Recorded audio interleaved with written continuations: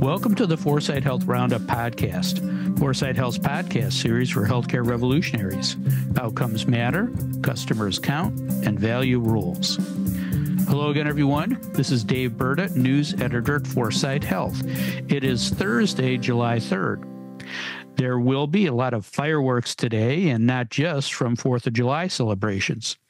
As of this taping, the Trump-controlled, Republican-led U.S. House of Representatives is on the verge of passing a budget bill that would strip millions of people of their health insurance and drive up uncompensated care costs for healthcare providers.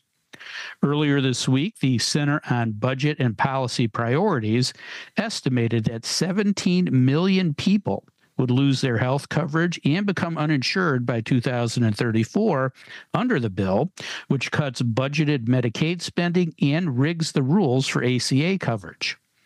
All to give your crazy rich friends a tax cut. How special? The question is, how will the healthcare market respond to the biggest gut punch it will ever take when all the provisions in the new law take effect?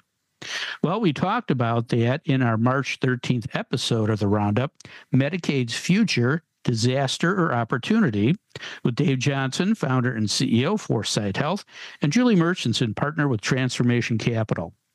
Rather than us telling you what's going to happen again, we'll just listen to what we said 16 weeks ago when the MAGA cult started putting this budget bill together. So please enjoy a rebroadcast of our March 13th episode of the Roundup, Medicaid's Future, Disaster or Opportunity. Well, we're bracing for St. Patrick's Day when the Chicago River turns green and revelers start lining up to enter bars at 6 a.m. Talk about how not to make America healthy again. Thanks, Dave. Julie, how are you? I am well. My children are on spring break, so we're in Whistler, and we got a lot of really gorgeous snow yesterday. So beautiful up here. Wow. That's great. Good for you. Yeah. Okay, before we talk about Medicaid, let's talk about the Ides of March. Dave, when you hear the Ides of March, do you think the assassination of Julius Caesar, or do you think the rock band from the 60s and 70s? A2, Brute. And one more thing. I come to bury Caesar, not to praise him. You know, I took Latin in 8th grade, and maybe the laziest teacher I've ever had. We actually read Shakespeare's Julius Caesar aloud in class in English as a way to learn Latin. So all I have to say is Agricola, Agricolae, Agricolarum. You know, I would have bet the farm that you're going to sing Eye of the Tiger. But, you know, I would have lost that. Keep you on your toes, Dave. I'm keeping you on your toes. You totally threw me there. Julie, how about you? Assassination or rock band? Eye of the Tiger. Oh, my goodness. Well, I think of neither because this might be kind of ominous, but the Ides of March is my wedding anniversary, so that's what I think about. Oh, okay. Interesting day. Yeah, watch your back. Yeah. That's great. Actually, I think of my dad. He wasn't much of a yeller. You know, sarcasm was his parental weapon of choice. It was wicked. And when I did something wrong, which was quite often, he would look at me and say, "Beware the Ides of March." You know, talk about sending a chill down your spine. You know, the first time he did it, I had to look it up. Did you change your behaviors? Yeah, temporarily. You know, there you go. Temporarily. Another thing that's sending a chill down the spines of a lot of people are the proposed cuts in Medicaid spending in the budget resolution passed by the MAGA-controlled House late last month. And there's your transition. The budget resolution would reduce budgeted Medicaid spending by an estimated $880 billion over the next 10 years. Like last week's show on DEI, I'm going to dispense with the usual recitation of factoids and get right to it with you. Dave, give me your worst case scenario if this happens. What's the best case scenario? And if you ran a state Medicaid program, what should you be doing from a policy perspective right now? Would you rather die by firing squad or lethal injection? Anyway, I was interviewed by Scripps TV last week before Trump's State of the Union address, and the first question I got asked, interestingly, was what's the state of U.S. healthcare? And my immediate response was, it's terrible. We spend twice as much on healthcare per capita as other wealthy nations and die 6 to 8 years earlier. How could it be any worse? And we know that life expectancy skews even lower, much lower in low-income urban and rural areas where Medicaid insurance predominates. So arguably, healthcare has largely collapsed in many of these communities, and we have catastrophic consequences to show for it. So the worst and most likely case is that we continue using the same approach to providing Medicaid services with fewer resources. And it's not hard to predict what the outcome of that will be. It will be even more dismal health outcomes than we already have. And we're, a significant outlier on the world stage. Ironically, perhaps the best case scenario is that Medicaid programming and aligned outcomes become so bad that we blow up the current system and start from scratch. And maybe, just maybe, then we could right the ship, really start to spend money in the right ways. So your question is, what would I do if I were a state's Medicaid director? I believe it's blank sheet of paper time. When Jimmy Carter and Burt Lance, you remember Burt Lance? Were in the White House. They used a concept called zero-based budgeting that they had used when Carter was governor of Georgia. And the idea is a pretty basic one, but it's a good one. You go back to the beginning and allocate resources based on actual needs, not previous spending. So the closest I can think of anyone in recent history doing that was the 4-year period of time when Mandy Cohen was the director of Health and Human Services for the state of North Carolina from 2017 to 2021. And she aggressively pursued a health first agenda, even though North Carolina was not a Medicaid expansion state. So what did she do? She moved to risk-based payment models. She pursued a very large initiative called Healthy Opportunities, which was a comprehensive wraparound services model for high-need Medicaid enrollees. She created an opioid action plan that actually lowered opioid deaths for the first time in over 10 years in the state of North Carolina. And she just pushed health first all the time and achieved good results. We know this works, right? When you invest in front-end primary care and at-risk individuals, outcomes improve. Unfortunately, COVID kind of got in the middle of all this, and she probably couldn't push her health first agenda as far as she would have liked. But, Dave, desperate times call for desperate measures. If RFK Jr. truly wants to make America healthy again, he should partner up with Mandy Cohen and get the job done. I mean, really go for it. Yeah, that's the smart move. There's the blueprint, and it does work. That's great. Thanks, Dave. Julie, any questions for Dave? Gosh, Dave, I love that you brought back all Mandy's good work, and her ability to push Medicaid through in that state was something else impressive. Yeah, if you can do it there, right, you should be able to do it anywhere. Right? That's true. So, slightly different question for you on if you were someone. So, Republican governors, congressmen in these states that are staring down tough decisions, these are elected positions. So if you were one of them, would you see practical choices here, or would you be rethinking your party affiliation?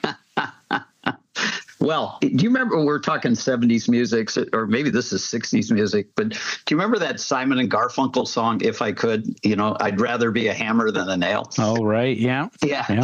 I'd much rather be a governor than in Congress. Republican Congress just look like tools right now. But if I were a governor, a Republican governor, I don't think I'd change a party affiliation. In fact, I'd do this if I were a Democratic governor, too. I would have a now, near, and far approach to making my state the healthiest state in the country. So what would I do now? First, I would announce that as my primary policy goal. I want pick your state to become the healthiest state in the country. I'd invite in Gates Foundation, Commonwealth, MacArthur, whoever, to define what that means. I'd challenge other governors to do exactly the same thing. And then I'd start 2 blue ribbon task forces. The first one would be to look at all of the state's education programs for healthcare professionals and break them down, redo them from scratch. So get better balance between health and healthcare. So that means nutrition and wraparound services and all of that type of thing, interdisciplinary coordination, interprofessional coordination, look at health, just like a zero-based budgeting, look at health education like a blank sheet of paper and redo the whole thing. We're still training doctors the way we did in the 1920s. Dumbest thing you could do. So start from scratch there. The other blue ribbon task force I would do would be on regulation. And rather than continue to hold my state hostage to the medical protectionism that we've built into regulation, I would tear it all down and try to become the state that's the friendliest to medical professionals that want to cross state lines, practice at the top of their license, to really get on board with this idea of how do we create the healthiest state in the country. And then near term, and this is probably the biggest one, and this is something the Trump administration wants to do, I would negotiate the mother of all waivers with the Trump administration that would allow me to balance resource provision between health activities and healthcare activities. Right now, it's drastically overweighted toward healthcare, and really do what Mandy tried to do, but do it on steroids in terms of pushing risk-based payment models that fully integrate care and pursue whole person health. And then far long term, every business, every church, every school, every community organization, everyone I talk to, I ask the question, what are you doing to make our state the healthiest in the country? And I just wouldn't shut up. I wouldn't sleep. That's what I'd be doing. I'd be going door to door to push this agenda because, as I said last week, we're right now, if you look at kind of diabetes and prediabetes, we're about half healthy and half sick in this country, and we cannot endure that way.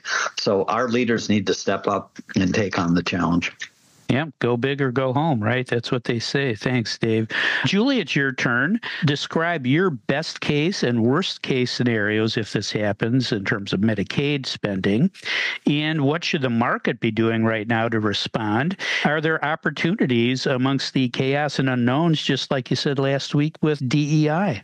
Well, I'm still kind of blown away by Dave's answer to my question. It's the craziest thing. We have lawmakers fighting over details they truly don't understand. And obviously, like the most hiding behind the fact that Medicaid's not in the bill. But here we have Dave offering solutions when, a bunch of the Dems there are jumping all over this without offering anything productive or compromises or anything. I mean, Dave, we should put you in Congress. That's all I'm going to say. Right. I'd vote for you. For sure. Colossal math problem, no doubt about it. And I think Medicaid, as everyone is screaming from the hills, likely to take a 10% or more haircut, which will affect millions of people.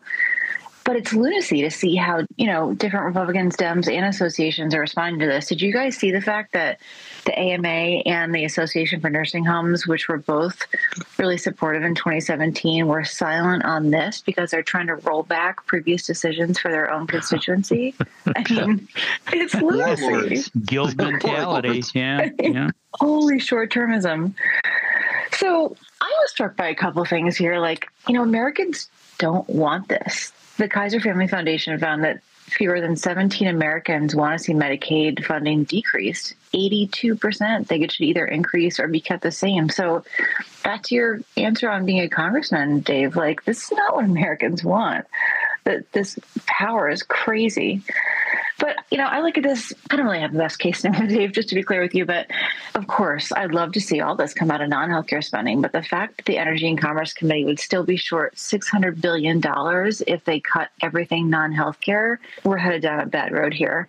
And what I'd really love to see us do is try to actually drive policy with data. What if we actually took our time to quantify the fraud, waste, and abuse estimates so we could really understand whether there's 880 billion of that in there? Why don't we approach this with more rigor? Best case, early AI-driven Christmas present of 880 billion in fraud findings. That'd be so great. But, I'm not very bullish. Worst case, we know that the slashing that is threatened is going to have massive consequences on rural Hispanic communities, hospitals and nursing homes that are already struggling to keep their doors open. And I found an article in, of all places, Teen Vogue. Who knew that was still a publication? But this article highlighted that Medicaid cuts would disproportionately affect access to reproductive health care and contraception, of course, for over 13 million women of reproductive age, particularly, of course, women of color. And, these services are critical, Dave, to your point, to economic stability and reducing, already massive inequalities. So, the worst case, I think it's a lot worse when you start to peel back the onion. But the private market can do a lot. Maybe. As I said before, private markets to a certain extent can fill service gaps, but they are really dependent on either being paid for their services or being reimbursed in the case of care services. But a lot of companies can focus on cost-effective, scalable, innovative solutions we talk about here all the time that could actually make a difference, and certainly I know would be incorporated if we followed Dave's path of, kind of breaking and rebuilding.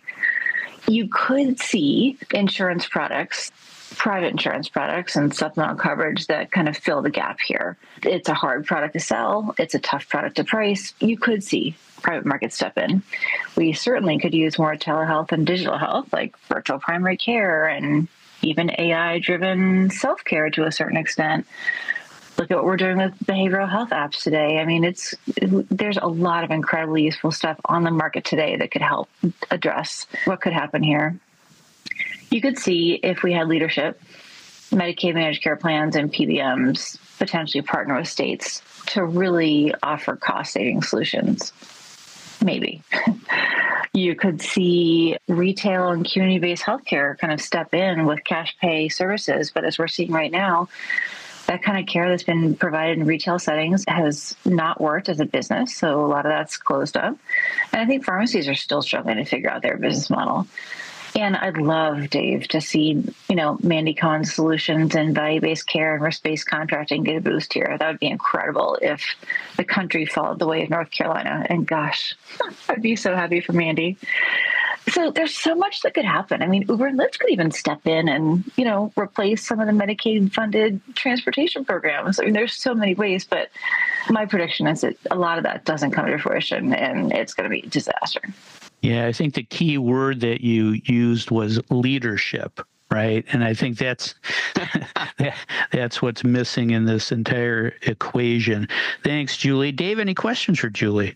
Julie, I love how this conversation's unfolding, the break it and rebuild approach. And the thing with Medicaid, it's been a catch-all. So not only does it cover 25% more people than Medicare, it's like 83 million versus 66 million Americans. It also funds a much broader spectrum of services, including long-term care, maternal care, pediatrics, mental health services, disability services, addictions and substance abuse, and so on, dual eligible populations.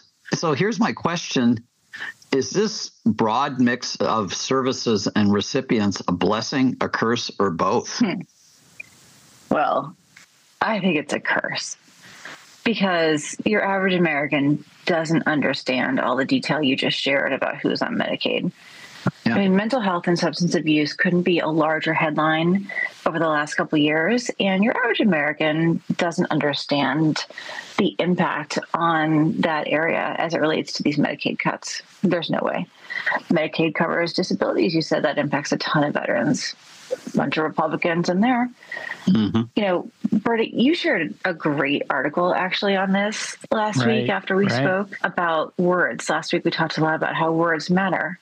And I was really struck by the author's perspective that if you actually said to average American that your TennCare plan is going to be impacted, or your main care plan, or your Mass Health plan, or your Health Quest plan, or your Sunshine State Health plan, all these names of Medicaid managed care plans in states that actually people understand. Either someone in their family is on that plan, they have friends on that plan, they know people in the community on that plan.